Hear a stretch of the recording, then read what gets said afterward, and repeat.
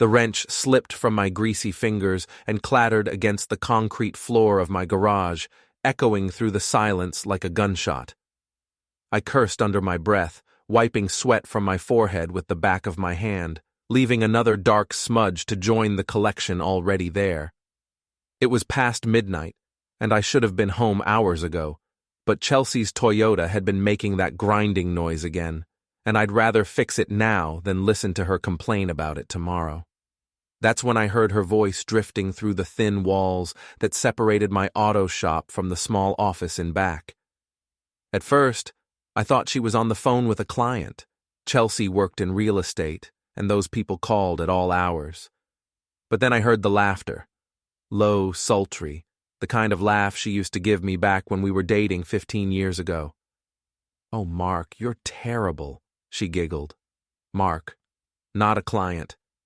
Mark Davis from her office, the golden boy with the perfect smile and the BMW that never needed repairs because he bought a new one every 2 years. Mark Davis, who had a wife named Laura and 2 kids in Little League. Mark Davis, who always shook my hand a little too firmly at office parties while looking right through me like I was invisible. I crept closer to the office door, my work boots silent on the oil-stained concrete. The door was cracked open just enough for me to hear every word, every breathy whisper, every sound that confirmed what I'd been trying not to think about for the past 6 months.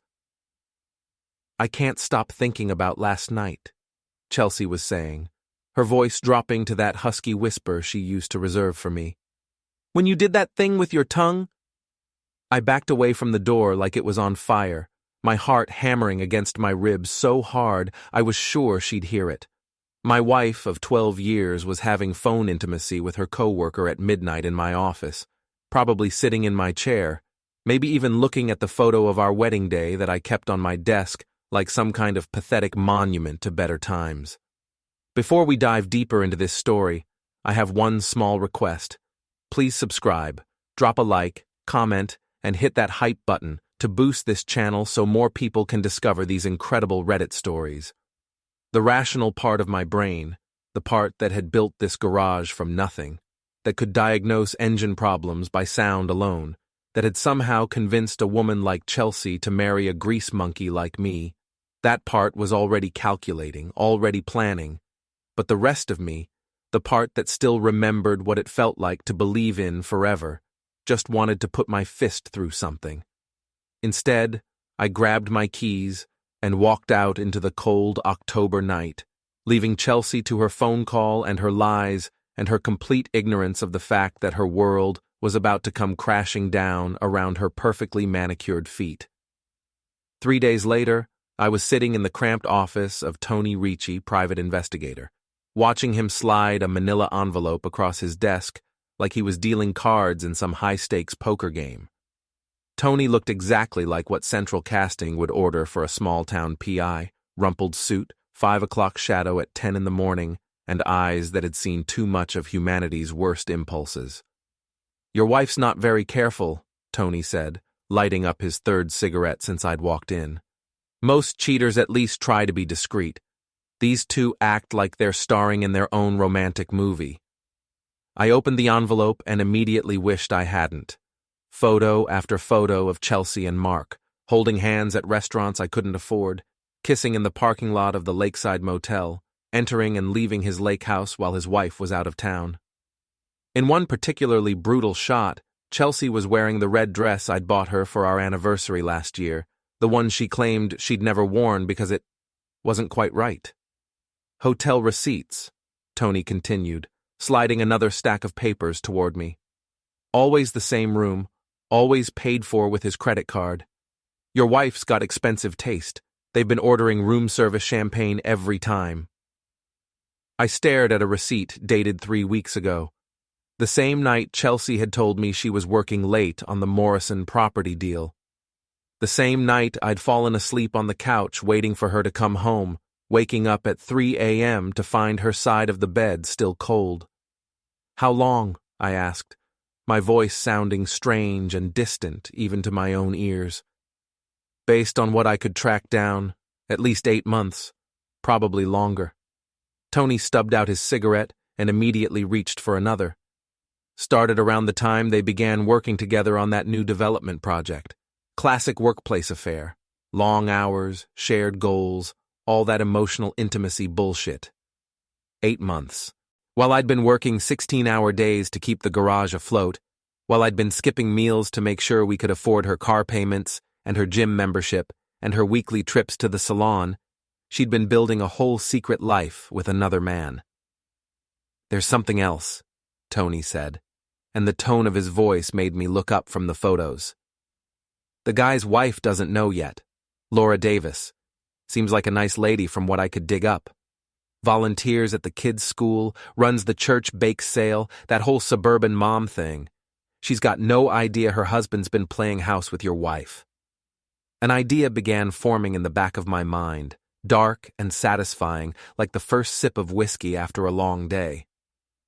"You got her contact information?" Tony raised an eyebrow but slid a business card across the desk. "Laura Davis, interior design consultant. Her home number's on the back. But Jake, whatever you're thinking..."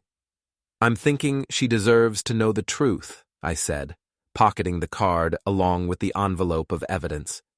"Don't you think she deserves to know the truth?" Tony shrugged and lit his cigarette. "Truth's a dangerous thing, Jake.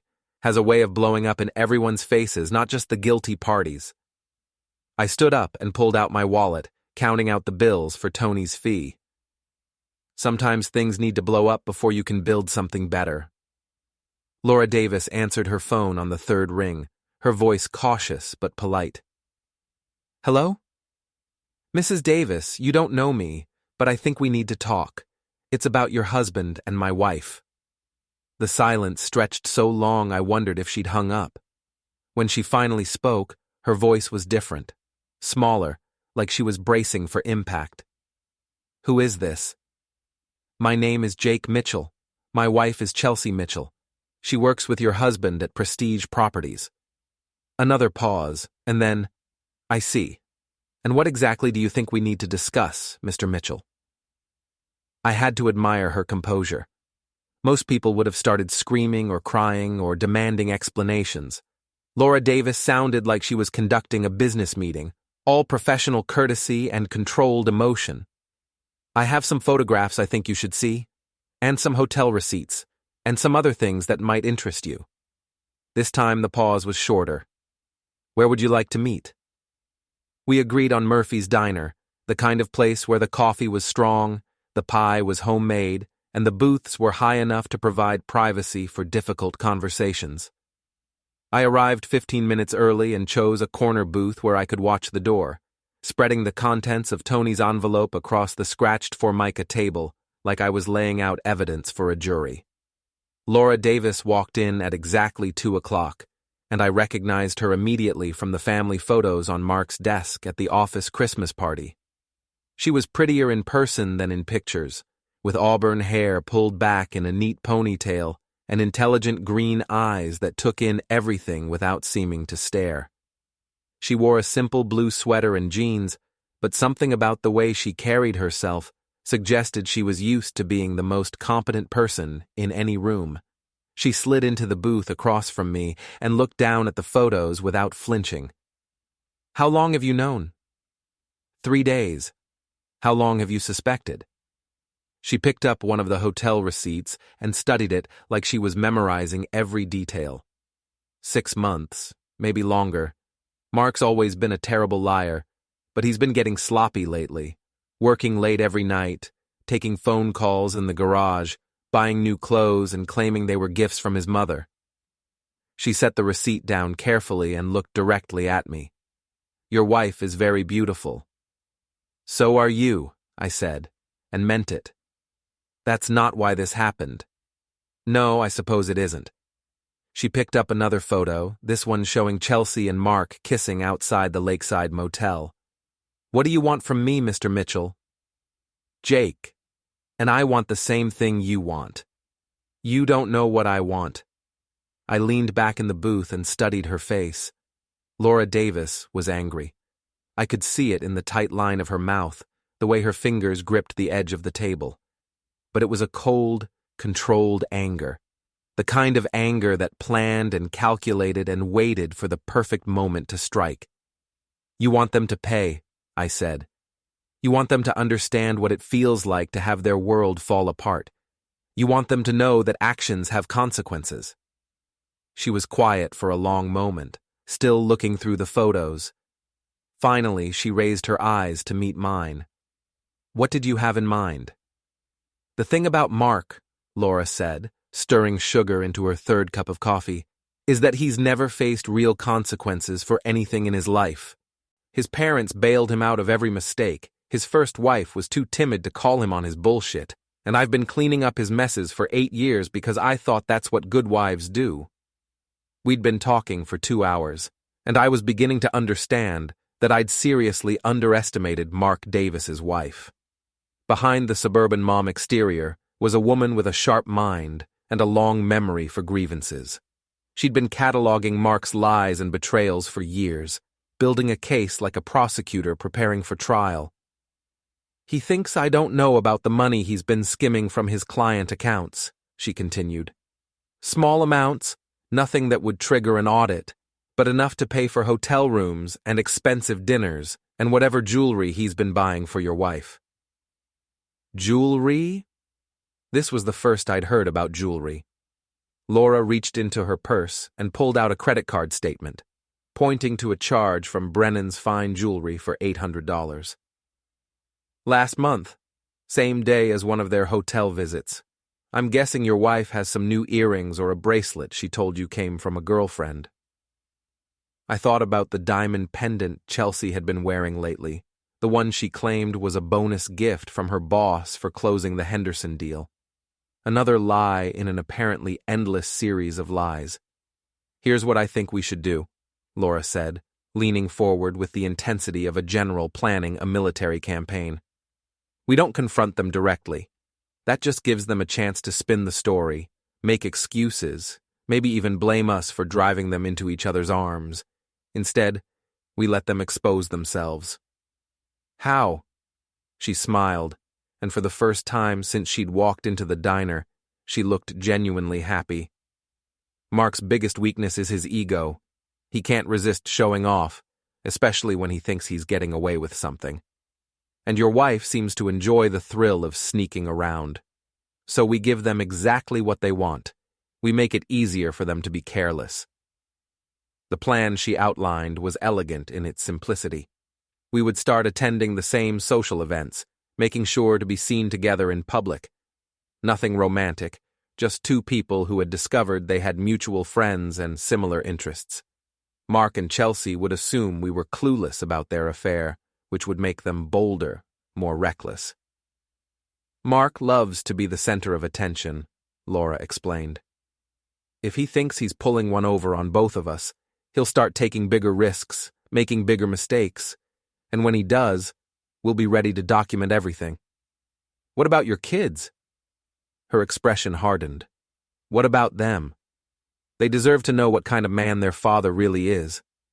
Not all at once, not in a way that traumatizes them, but they're not stupid. They've already noticed that daddy's never home anymore, that mommy and daddy don't talk to each other except to argue about schedules and money." She was right, of course.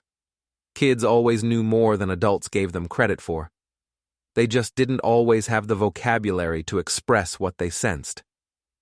"There's something else," Laura said, her voice dropping to barely above a whisper. "I want them to know what it feels like to lose everything. Not just their marriage, their reputations, their careers, their social standing. I want them to understand that betrayal has a price." I looked across the table at this woman I'd met 3 hours ago, this suburban mom with the neat ponytail and the intelligent eyes, and realized I was looking at someone who could be far more dangerous than Mark or Chelsea had ever imagined. "When do we start?" I asked. The Lakefield Chamber of Commerce mixer was exactly the kind of event Chelsea loved, and I usually avoided. A room full of people in expensive clothes making small talk about property values and tax assessments while drinking wine that cost more per bottle than I made in a day. But tonight was different. Tonight I had a purpose. Laura was already there when I arrived, standing near the appetizer table in a black dress that was both elegant and understated. She'd done something different with her hair, letting it fall loose around her shoulders, and I noticed several men stealing glances in her direction. When she saw me, she smiled and waved like we were old friends. "Jake, I'm so glad you could make it," she said, loud enough for the people around us to hear. "How's the garage business?" "Can't complain. How's the interior design world treating you?" We fell into easy conversation, discussing neutral topics like the weather and the upcoming town festival. But I was watching the room, waiting for Chelsea and Mark to arrive.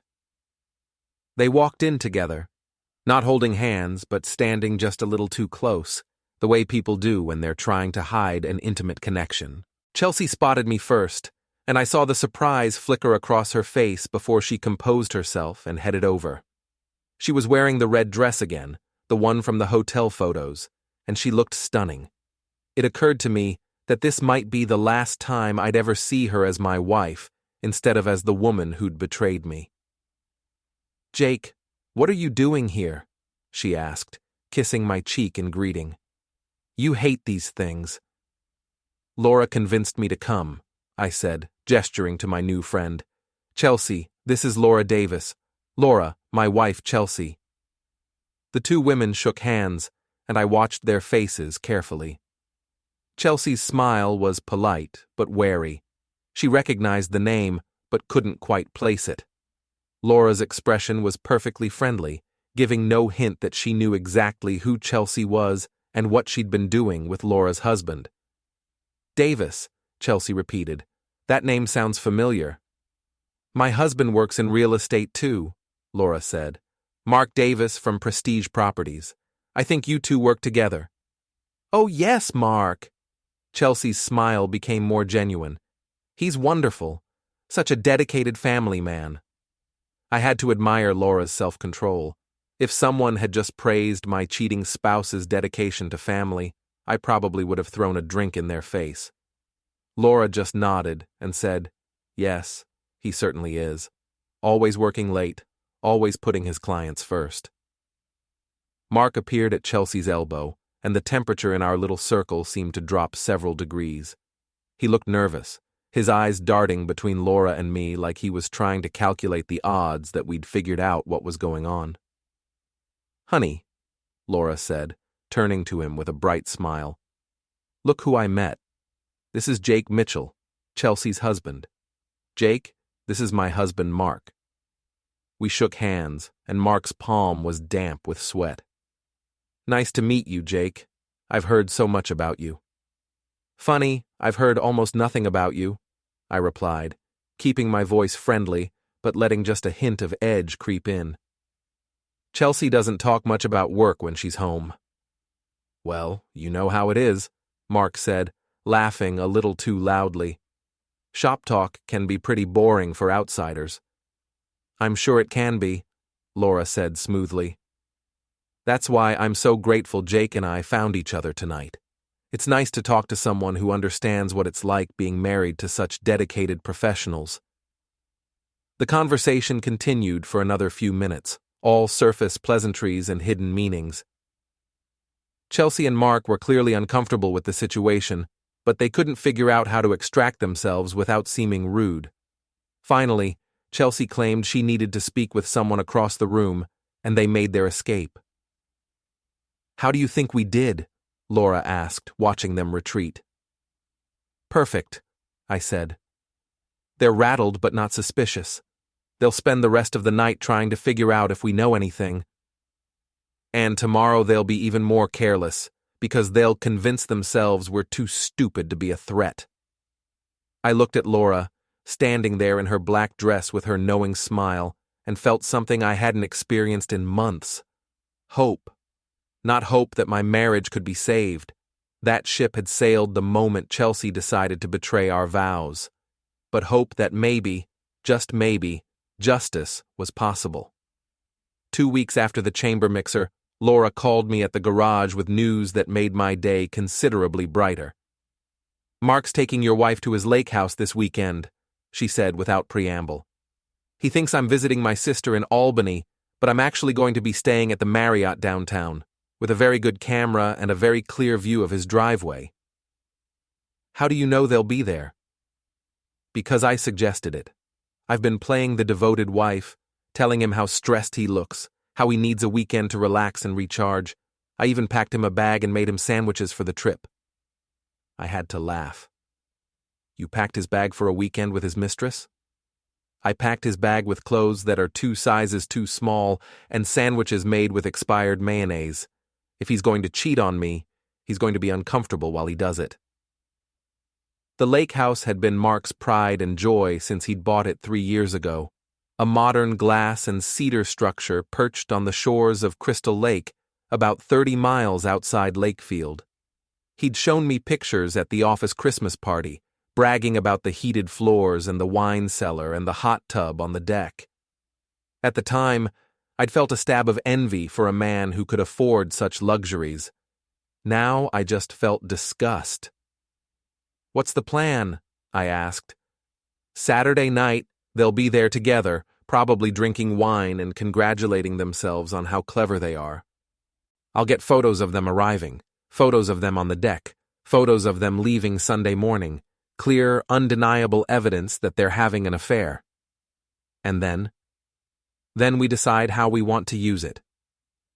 Saturday evening found me at Murphy's Diner again, nursing a cup of coffee and waiting for Laura's call.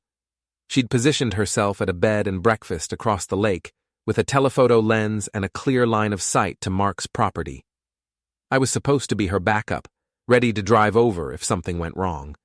But mostly, I was just trying not to think about what my wife was doing in another man's house. My phone buzzed at 8:30. "They're here," Laura said. "Just pulled up in his BMW. Your wife's carrying an overnight bag." "How do they look?" "Happy, relaxed, like they don't have a care in the world." There was a pause, and I could hear the camera clicking. "She's wearing a white sundress, very pretty, very inappropriate for October, but I suppose she's planning to spend most of the weekend indoors." The updates continued throughout the evening. Mark grilling steaks on the deck while Chelsea set the table, the two of them sharing wine and watching the sunset. Chelsea in a bikini, climbing into the hot tub despite the cool weather. Each detail was like a small knife in my chest, but I forced myself to listen, to remember, to let the anger build. "They're going inside now," Laura reported around 11. "Lights just went on in the master bedroom." "I don't need to hear about that part," I said quickly. "No, I suppose you don't. I'll call you in the morning when they leave." I spent Saturday night at my garage, working on an engine rebuild that didn't need to be finished until the following week. It was better than sitting at home in the bed I'd shared with Chelsea for 12 years, wondering if she was doing things with Mark that she'd stopped doing with me months ago. Laura called at 10 Sunday morning. "They're loading up the car.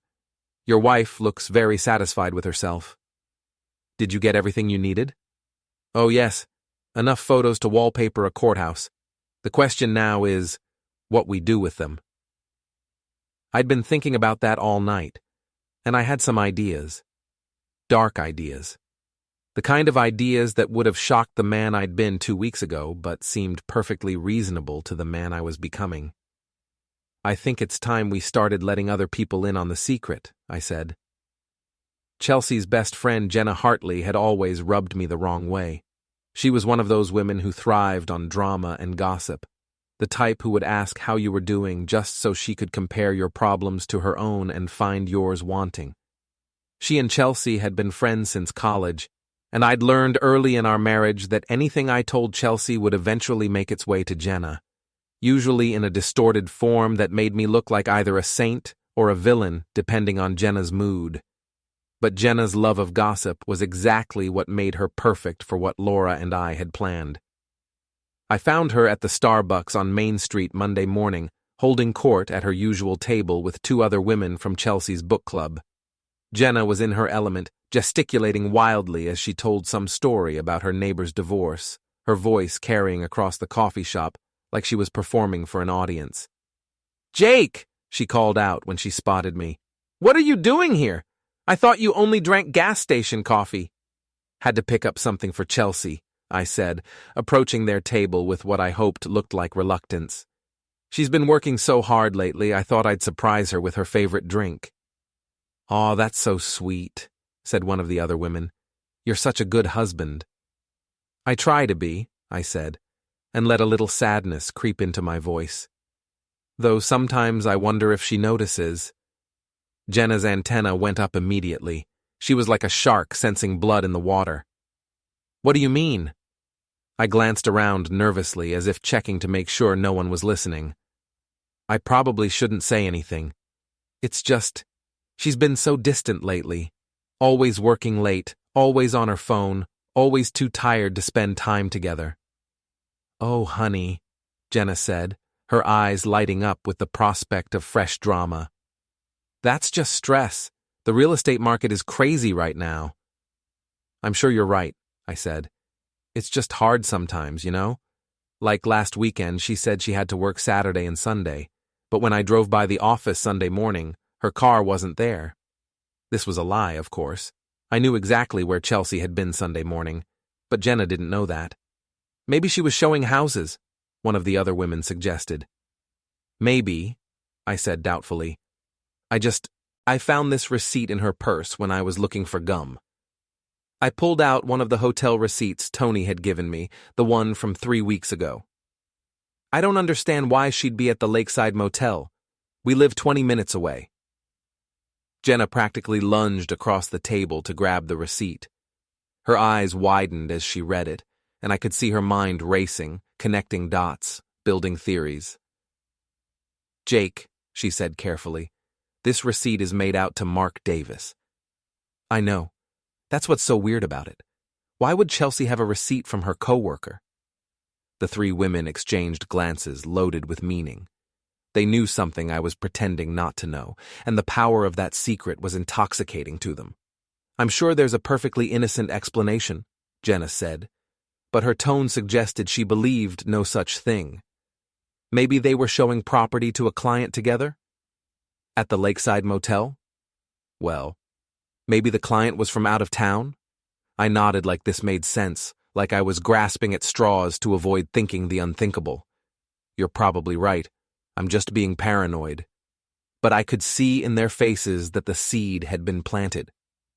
By evening, half the women in Lakefield would know that Chelsea Mitchell had been at a motel with Mark Davis. By tomorrow, the other half would know too. And by the end of the week, the story would have grown and mutated until it bore only a passing resemblance to the truth. But the essential facts would remain. I bought Chelsea's favorite latte and drove to her office, playing the part of the devoted husband, bringing his wife a mid-morning treat. She was at her desk when I arrived, looking beautiful and professional in a navy blue suit I'd never seen before. "Jake, what a nice surprise," she said, accepting the coffee with a smile that might have been genuine. "What's the occasion?" "No occasion. I was just thinking about you." She seemed touched, and for a moment I almost felt guilty about what I was setting in motion. Then I remembered the photos from the lake house, the sound of her voice on that midnight phone call, the 8 months of lies and deception, and the guilt evaporated. "You're so sweet," she said, standing up to give me a kiss. "I don't deserve you." "No," I agreed silently. "You really don't." The beauty of small-town gossip is its efficiency. Information spreads through social networks like water through a sponge, reaching every corner of the community within days. By Wednesday, I could see the effects of my conversation with Jenna in the way people looked at Chelsea when we went to dinner at Romano's, in the carefully neutral way the bank teller greeted her when she made a deposit, in the sudden silence that fell over conversations when she walked into a room. Chelsea felt it too. I could see it in the way she checked her phone obsessively, the way she snapped at me over minor things, the way she kept asking if I'd heard any weird rumors about her lately. "People in this town have nothing better to do than gossip," she complained Thursday night as we sat in our living room watching television. Jenna called me today asking all these strange questions about work, about whether I'd been collaborating closely with Mark on any projects. What did you tell her? The truth, that Mark and I work together professionally, nothing more. She looked at me sideways. You haven't been saying anything, have you? About us having problems or anything like that? What problems? I asked innocently. I didn't know we had problems. We don't. That's what I mean. But people seem to think, I don't know what they think. I could have ended her suffering right then. I could have told her I knew about the affair, demanded an explanation, given her a chance to come clean and maybe salvage something from our marriage. Instead, I reached over and took her hand. Don't worry about what people think, I said. We know the truth. That's all that matters. She squeezed my hand gratefully, and I felt nothing. Not anger, not sadness, not even the satisfaction of revenge. Just a cold, empty space where my love for her used to be. Meanwhile, Laura was working her own angle. She'd started volunteering at Mark's kids' school, becoming friendly with the other mothers, positioning herself as the innocent wife who had no idea what her husband was really doing. She was particularly effective with the women who worked in the school office, the ones who saw everything and remembered everything and loved nothing more than a juicy piece of gossip. I'm a little worried about Mark, she confided to the school secretary during a PTA meeting. He's been working such long hours lately, coming home exhausted and distracted. I'm starting to wonder if he's having some kind of midlife crisis. Oh, honey, the secretary said. Men that age do tend to go a little crazy. My ex-husband started buying sports cars and dating his secretary when he turned 40. Mark's not dating anyone, Laura said quickly.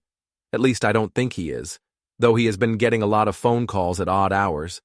And he bought new cologne last month, which was strange because he's used the same brand for years. The secretary's eyes lit up with interest. New cologne, you say? And new clothes, expensive ones. I found a receipt for a shirt that cost more than I spend on groceries in a week. By Friday, the gossip network had connected the dots. Mark Davis was acting suspicious. Chelsea Mitchell was acting suspicious. They worked together. They'd been seen at a motel together. The math was simple, even for people who'd never been good at math. Laura called me Friday evening with an update. Mark's been fielding phone calls all day from concerned friends asking if everything's okay at home. He's starting to panic. What about Chelsea? According to my sources at the salon, she's been asking around about the best divorce lawyers in town. Apparently, she thinks you're getting ready to leave her. This was rich. Chelsea was worried that I might divorce her while she was actively cheating on me. The irony was so perfect, I almost laughed out loud. Are you ready for Phase 2? Laura asked. Phase 2 involved direct confrontation, forcing Mark and Chelsea to make choices, to either end their affair or escalate it to the point where they'd make fatal mistakes. It was riskier than the gossip campaign, but it was also more likely to produce the kind of dramatic results we were looking for. I'm ready, I said. Good, because tomorrow night we're going to give them something to really talk about. The Lakefield Harvest Festival was the social event of the year, a weekend-long celebration that drew people from 3 counties to enjoy carnival rides, local bands, and enough fried food to clog the arteries of a small army. Chelsea and I had attended together for the past 5 years, and she'd been looking forward to this one for weeks, planning her outfit and making dinner reservations at the festival's beer garden. What she didn't know was that Laura and I had been making plans of our own. We met at the festival entrance Saturday evening, Laura looking stunning in a green dress that brought out her eyes, me wearing the one good suit I owned that wasn't stained with motor oil. We'd agreed to arrive separately and run into each other by accident, just 2 lonely spouses whose partners were too busy with work to spend time at community events. Jake! Laura called out, waving as if she was genuinely surprised to see me. I didn't expect to see you here.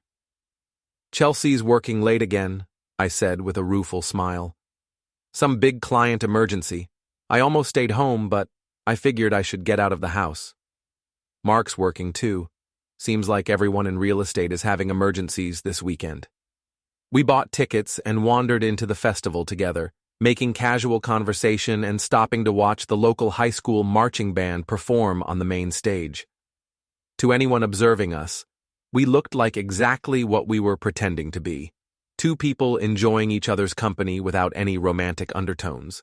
But I was watching the crowd, looking for familiar faces, waiting for word to spread that Jake Mitchell and Laura Davis had been seen together at the festival. In a town like Lakefield, that information would reach Chelsea and Mark within hours. "There's something I need to tell you," Laura said, as we shared a funnel cake near the Ferris wheel. "I hired a private investigator last week." I tried to look surprised. "You did?" "I found some things in Mark's car, credit card receipts, a hotel key card he forgot to throw away. I needed to know for sure." She pulled out her phone and showed me one of the photos Tony had taken, this one showing Chelsea and Mark kissing in the parking lot of Romano's restaurant. "I'm sorry, Jake. I know this must be hard to see." "Jesus," I whispered, staring at the photo like it was the first time I'd seen evidence of the affair. "How long has this been going on?" "At least 8 months, maybe longer.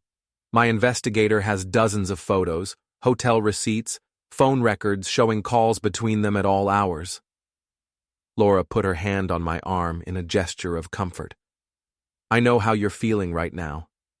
The betrayal, the anger, the sense that everything you believed about your life was a lie." "I don't understand," I said, letting my voice crack slightly. "I thought we were happy. I mean, we had problems, but I never thought she would... with him. They're very good at hiding it. If I hadn't found that hotel key card, I might never have suspected anything." We sat in silence for a few minutes, two betrayed spouses processing the destruction of our marriages. Around us, families enjoyed the festival. Children laughed on carnival rides, couples shared cotton candy and stolen kisses. The contrast between their happiness and our apparent misery was almost poetic. "What are you going to do?" I asked. "I don't know yet. Confront him, I suppose. File for divorce. Try to figure out how to tell the kids that their father is a cheating bastard without completely destroying their relationship with him." "Maybe we should confront them together," I suggested. "Present a united front. Make it harder for them to lie their way out of it." Laura considered this. "That's not a bad idea." "When?" "Tomorrow night. Chelsea thinks I'm working late at the garage. I bet Mark told you he's working late too." "He did, actually. Said he had to finish some paperwork for a Monday morning closing." "Perfect. We'll catch them together wherever they're meeting. No more lies, no more excuses, just the truth." Laura nodded grimly. It's time they faced the consequences of their choices. As we walked back toward the festival entrance, I spotted Jenna Hartley near the ring toss game, her eyes wide with interest, as she watched Laura and me leave together. By tomorrow morning, half the town would know that the two betrayed spouses had found each other and were apparently planning their next move. Chelsea and Mark were about to discover that their secret wasn't as secret as they'd thought. And once that happened, they'd either end the affair or double down on it in ways that would give Laura and me all the ammunition we needed to destroy them completely. I was betting on the latter. People like Chelsea and Mark always thought they were smarter than everyone else, right up until the moment their world came crashing down around them. Sunday evening, Laura and I sat in my pickup truck across the street from the Lakeside Motel, watching the parking lot through binoculars like a couple of private detectives in a bad movie. Mark's BMW was parked in front of room 12, the same room he'd been renting for his trysts with Chelsea for the past 8 months. "They've been in there for 2 hours, Laura said, checking her watch. "How long do you want to wait?" "Until they come out. I want them to see us together, to understand that we know everything." Laura had changed clothes since the festival, trading her green dress for jeans and a black sweater that made her look younger and somehow more dangerous. She'd also brought a bottle of wine, claiming we might as well be comfortable while we waited for our cheating spouses to finish their business. "I keep thinking about the first time I suspected something was wrong," she said, taking a sip of wine from a plastic cup. Mark came home with lipstick on his collar, and when I asked him about it, he said he'd hugged a client who was emotional about selling her late husband's house. It was such a specific lie, so detailed and sympathetic, that I almost believed him. "Chelsea's been telling me she's working late 3 nights a week for the past 6 months," I said. "Always some urgent client issue, always apologizing for missing dinner or coming home exhausted. I actually felt sorry for her, thought she was under too much pressure at work. They must think we're incredibly stupid. Or incredibly trusting. Same thing, I suppose." The motel room door opened and Chelsea emerged first, looking around nervously before walking quickly toward her car. She was wearing the white sundress from the lake house photos, completely inappropriate for October weather, but perfect for what she'd been doing for the past 2 hours. Mark followed a few minutes later, adjusting his tie and smoothing his hair like he was getting ready for a business meeting, instead of going home to lie to his wife and children. "Showtime," Laura said, and we got out of the truck. They saw us coming from 50 feet away, and the expressions on their faces were worth every moment of pain and humiliation I'd endured over the past 8 months. Chelsea went pale, her mouth falling open in shock. Mark actually stumbled, nearly dropping his car keys as he tried to process what he was seeing. "Hello, honey," Laura said to Mark, her voice calm and pleasant. "How was your evening at the office?" "Laura, I can explain." "Oh, I'm sure you can. You're very good at explanations. Very creative." She turned to Chelsea with a smile that could have frozen fire. "And you must be the client emergency that's been keeping my husband so busy lately." Chelsea looked at me desperately, as if I might somehow rescue her from this situation. "Jake, this isn't what it looks like." "Really?" I said. "Because it looks like my wife and your husband just spent the evening fucking in a cheap motel room. What exactly am I missing?" The crude language hit her like a slap. In 12 years of marriage, I'd never spoken to her that way, never used that tone of voice. But then again, in 12 years of marriage, she'd never betrayed me with another man. "We need to talk," Mark said, trying to regain some control of the situation. "All of us. Like adults." "Adults," Laura repeated thoughtfully. "Yes, adults take responsibility for their actions. Adults tell the truth. Adults don't sneak around behind their spouses' backs for 8 months, lying and cheating and stealing money to pay for hotel rooms." "You don't understand the situation," Chelsea said, finding her voice. "Jake and I have been having problems for years. We've grown apart. We want different things. So you decided to work through those problems by fucking my husband?" Chelsea flinched at Laura's language, but she pressed on. "Marriage is complicated. Sometimes people find connections with others that they can't find at home." "Connections," I repeated. "Is that what we're calling it now?" "Jake, please, if you'd just listen. I've been listening for 8 months. Every time you told me you were working late. Every time you claimed you were too tired to talk. Every time you made me feel like I was the problem in our marriage. I listened to all of it." Mark stepped forward, trying to insert himself into the conversation. "Look, nobody meant for this to happen. Sometimes these things just develop naturally." "Naturally?" Laura's voice rose for the first time. "There's nothing natural about betraying your family, stealing money from joint accounts, and lying to your children about where you spend your evenings." "The kids don't know anything about this," Mark said defensively. "The kids know their father is never home anymore. They know their parents don't sleep in the same bed. They know something is wrong, even if they don't understand what it is." I watched this exchange with a growing sense of satisfaction. This was exactly what I'd hoped for. Chelsea and Mark exposed, forced to defend the indefensible, their carefully constructed lies crumbling under the weight of truth. "What do you want from us?" Chelsea asked, tears starting to form in her eyes. "What do you want us to say?" I want you to understand that actions have consequences, I said. I want you to know that you can't just destroy people's lives and walk away without paying a price.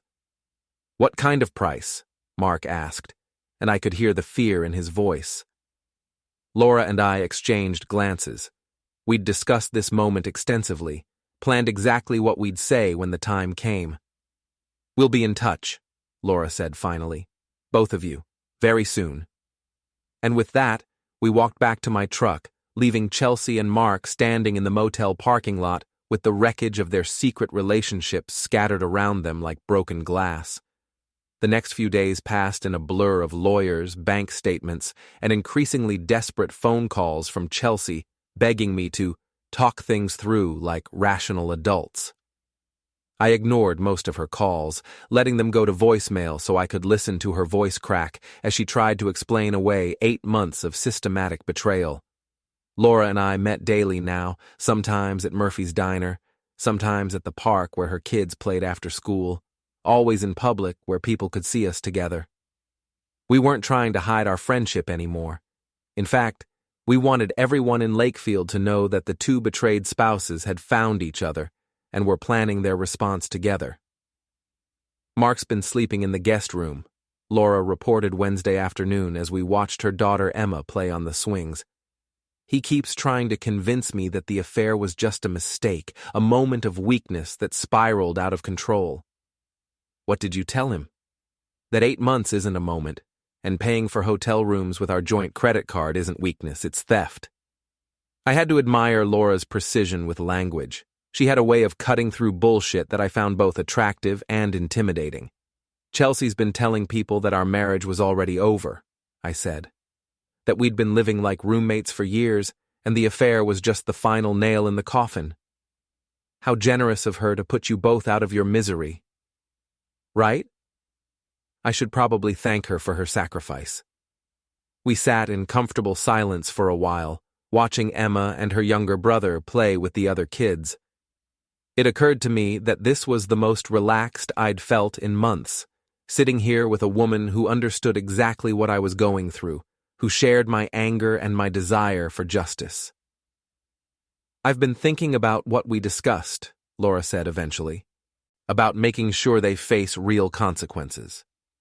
And I think it's time we stopped being subtle. The plan Laura outlined was elegant in its simplicity and devastating in its potential impact. We would attend the upcoming Prestige Properties Awards banquet together, the annual black tie event where the company recognized its top performers and biggest deals. Chelsea and Mark would both be there. Chelsea was nominated for an award, and Mark was presenting one of the categories. We'll arrive together, sit together, make it clear to everyone in their professional circle that we know about the affair and we're supporting each other through the aftermath, Laura explained. Their colleagues, their boss, their biggest clients, everyone will see us and understand what's been going on. Won't that hurt your reputation too? People knowing that Mark cheated on you? Laura's smile was sharp as a blade. Jake, I'm not the one who broke my marriage vows.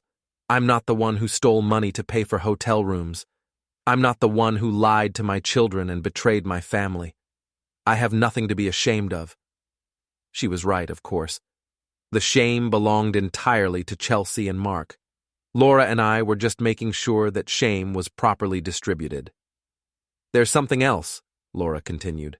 I've been going through Mark's financial records and I found some interesting discrepancies. Money missing from client accounts, expense reports that don't match actual receipts, credit card charges that he claimed were business expenses but were actually personal purchases. He's been embezzling? Small amounts, nothing that would trigger an audit, but enough to constitute a pattern of theft, enough to get him fired and possibly prosecuted if the right people found out about it. I stared at her in amazement. How did you find all this? I've been doing the books for his business for 3 years. I know where every penny goes, and I know when money goes missing. She pulled a folder from her purse and handed it to me. Copies of everything. Bank statements, credit card bills, expense reports, client account summaries, everything you need to destroy his career. The folder felt heavy in my hands, weighted with the power to ruin Mark Davis completely. Not just his marriage, not just his reputation, but his entire professional life. What about Chelsea? What about her? Do you have anything on her? Laura's smile turned predatory. Oh, Jake, I have so much more than financial records. I have photos, videos, recorded phone conversations, text messages, hotel receipts, jewelry purchase records. I have enough evidence to prove that your wife has been conducting an affair with a married man for 8 months, using company resources to facilitate their meetings, and lying to clients about her availability while she was off fucking my husband. I opened the folder and began reading through the documents Laura had compiled. The level of detail was staggering. She documented every hotel stay, every expensive dinner, every piece of jewelry Mark had bought for Chelsea with money stolen from his clients. It was a masterpiece of investigation, the kind of evidence that could destroy 2 careers and 2 reputations with surgical precision. When do we do this? I asked. Saturday night, the awards banquet, in front of everyone who matters in their professional world. And after that? After that, Jake, we watch them burn. The Prestige Properties Awards banquet was held at the Lakefield Country Club, a sprawling brick building that had been the social center of the town's elite for nearly a century. I'd never been inside before. Country club memberships were for people who made more money than auto mechanics. But Laura had secured us tickets through her connections in the real estate community. I rented a tuxedo for the occasion, and Laura wore a stunning silver dress that made her look like a movie star from the 1940s. We arrived fashionably late, making our entrance just as the cocktail hour was winding down and people were beginning to take their seats for dinner. The reaction was immediate and electric. Conversations stopped mid-sentence as people recognized us and began connecting the dots. Jake Mitchell, the mechanic whose wife was nominated for Salesperson of the Year. Laura Davis, the interior designer whose husband was presenting the Community Service Award. Together at an event where their spouses were supposed to be celebrating their professional achievements. Is that Jake Mitchell with Mark Davis's wife? I heard someone whisper. Why are they here together? Where are Chelsea and Mark? We found our table. Laura had arranged for us to be seated directly in Mark's line of sight when he gave his presentation and settled in to enjoy the show. Chelsea was 3 tables away, wearing a black dress that probably cost more than I made in a week, her face pale with shock as she watched us take our seats. Mark was at the head table with the other presenters, and I could see him whispering urgently to the man next to him, probably trying to figure out how to handle this unexpected development. Ladies and gentlemen, the Master of Ceremonies announced, please welcome Mark Davis to present this year's Community Service Award.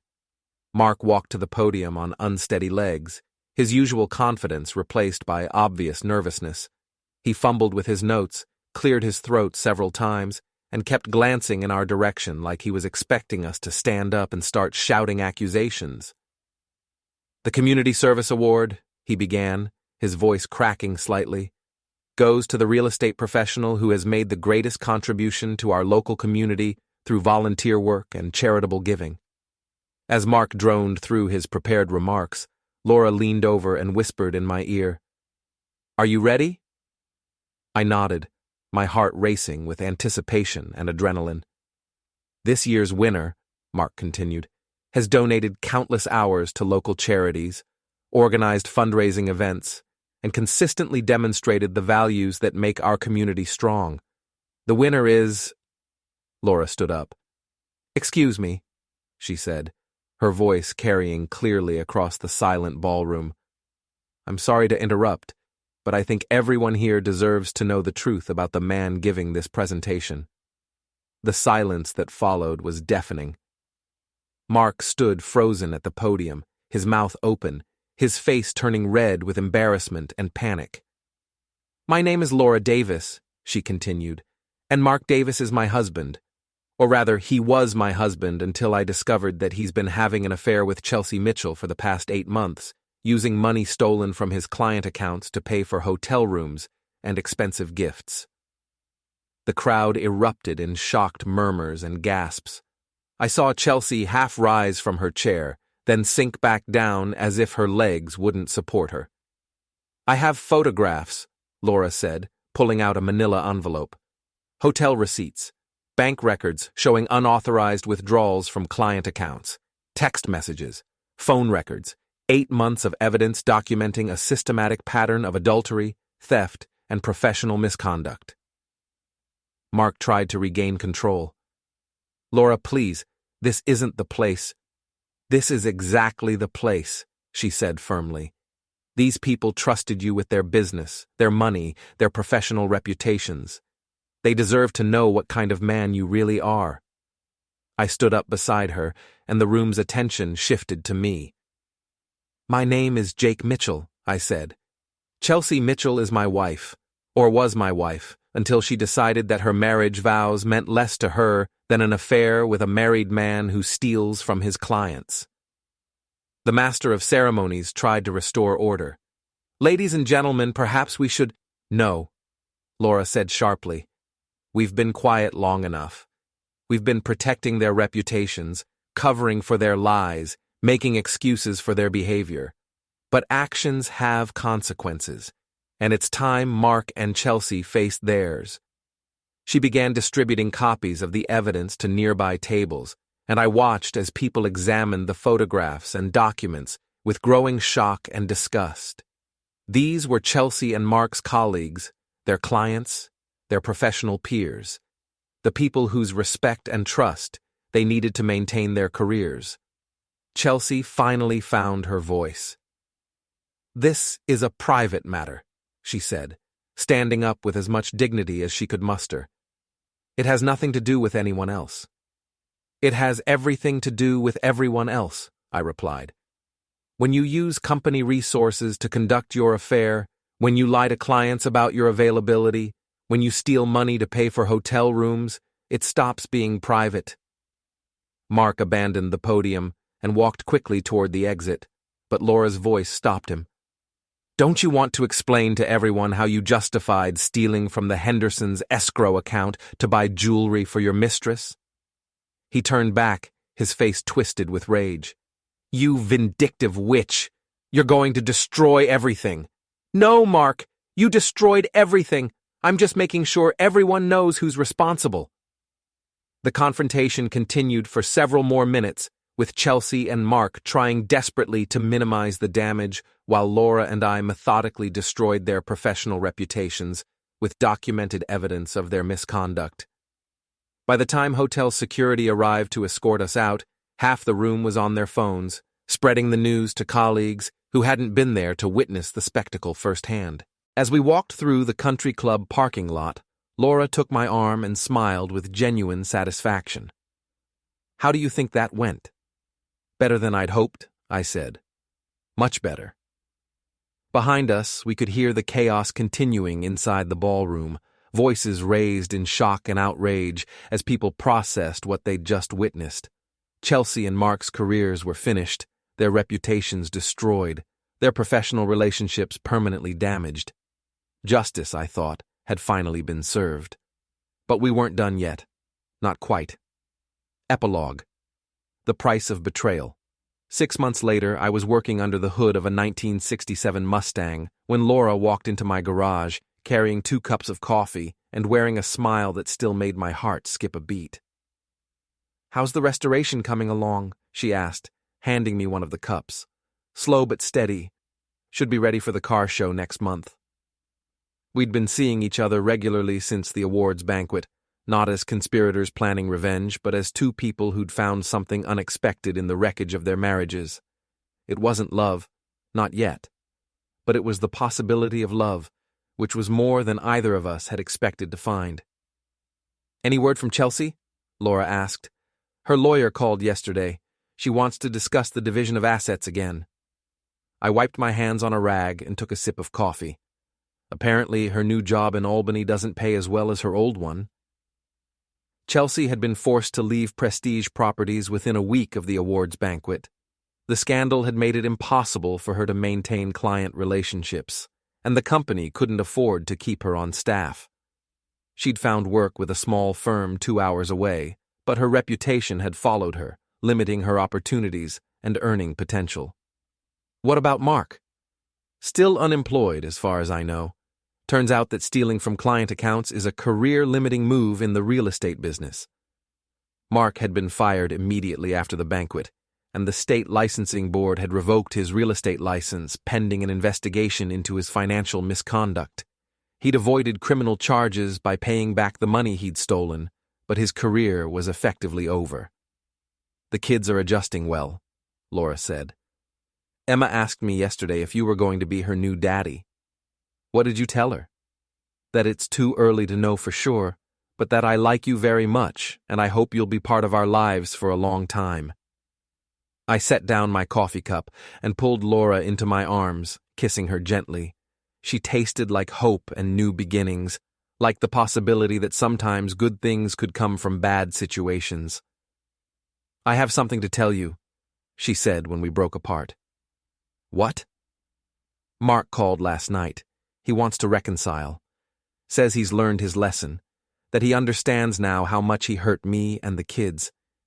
He's been going to therapy, working on himself, ready to be the husband and father we deserve. I felt a stab of jealousy and fear. What did you tell him? Laura's smile was radiant. I told him that some mistakes can't be undone, some trust can't be rebuilt, and some people don't deserve second chances. She kissed me again, longer this time, with more promise. I told him I'd found someone better. As I held Laura in my arms, surrounded by the familiar smells of motor oil and metal, I thought about the journey that had brought us to this moment. The betrayal, the anger, the carefully planned revenge, the public humiliation of two people who thought they were clever enough to get away with destroying their families. Chelsea and Mark had gotten exactly what they deserved. They'd lost their marriages, their careers, their reputations, and their standing in the community. They'd learned that actions have consequences, that betrayal comes with a price, and that sometimes the people you underestimate are the ones who end up having the last laugh. But more than that, they'd inadvertently given Laura and me something precious, each other. In trying to destroy their marriages for their own selfish pleasure, they'd created the circumstances that allowed two damaged people to find healing and hope together. So what happens now? Laura asked. I looked around my garage, at the car I was restoring, at the business I'd built with my own hands, at the woman who'd helped me reclaim my self-respect and my faith in the possibility of honest love. Now, I said, we build something better than what we had before. And as Laura laughed and kissed me again, I knew that we would. We'd build something strong and honest and real, something that could withstand whatever challenges life threw at us, something that Chelsea and Mark, for all their selfishness and scheming, had never been capable of building themselves. In the end, that was the best revenge of all.